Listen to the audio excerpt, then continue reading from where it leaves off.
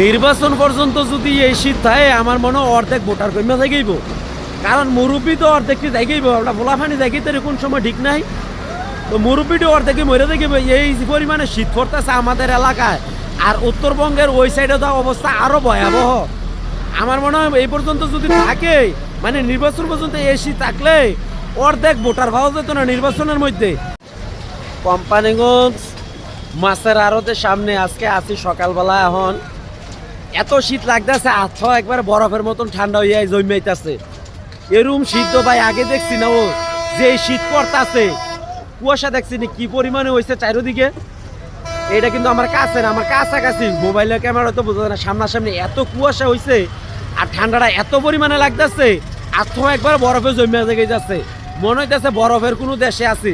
এরম শীত তো ভাই বাংলাদেশে আগে দেখছি না, এমন শীত করতে গেল বাংলাদেশে আল্লাহ জানে।